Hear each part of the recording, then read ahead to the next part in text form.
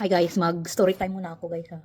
So, flashback no, nung andyan pa ako sa Pilipinas, naka-partial dentures na talaga ako. So, sa mga hindi masyadong kabisado sa mga usapang postiso. So, partial dentures, meaning may mga ngipin pa ako sa taas, pero may tatlo na nabunot. Dumaan na kasi yun sa ano eh, di ba uso sa atin dyan sa Pilipinas yung mga pasta-pasta. So, may ngipin ako sa harap na dumaan na sa yung lininisan siya, tapos nilagyan ng filling. Yun yung, di ba sa atin pasta.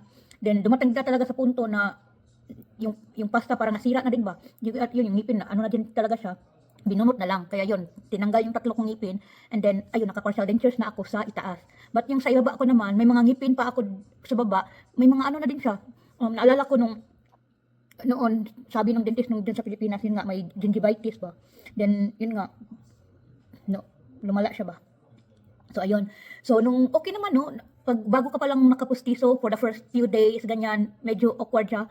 Pero pag nagtagal, masasanay ka din lang talaga. Like me, nasobraan sa sanay. At nasanay na din talaga ako for how many years ko na din, ilang mga years din na nasuot ko yung dentures ko. Okay naman yung partial ko. Yun nga lang, just this year lang, di ba nag-garden kami team, nagtanim kasi kami ng mga sweet corn. At yun, ang sasarap ng mga sweet corn namin guys, napakatamis. Yun nga, isa sa, then one time, nagkain ako ng sweet corn ba, corn in the cob, pag ganun ko, ayun, narinig ko talaga yung pag-crack ng ano, ng denture. Kaya nabasag yung partial ko.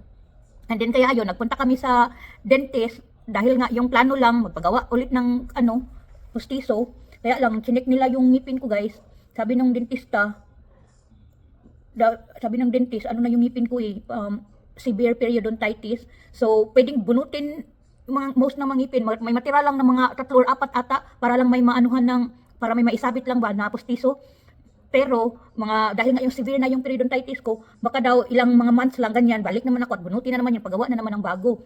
Eh ako naman, naglakas loob lang din ako na kasi nung nagtatrabaho pa kasi ako dyan sa Pilipinas guys, may binabantayan kasi ako, caregiver ako dyan, di ba? May binabantayan kasi ako na denture siya, upper and lower. Okay naman yung ano niya. Kaya nasabi ko nga, maganda nga yung tingnan yung client ko noon, naka-full denture siya, upper and lower, okay naman. Kaya ako naman, sige, okay lang, sige, bunutin mo na lahat para mag-dentures na lang ako kasi nga, sira-sira na din yung ngipin ko ba. Parang gusto ko na lang din na, sige, tanggalin na lang lahat at nang magpostiso na lang ako, at least for the meantime ba, dahil gusto ko rin talaga implant later on, pero magpostiso lang muna ako dahil yun yung kaya ng budget eh.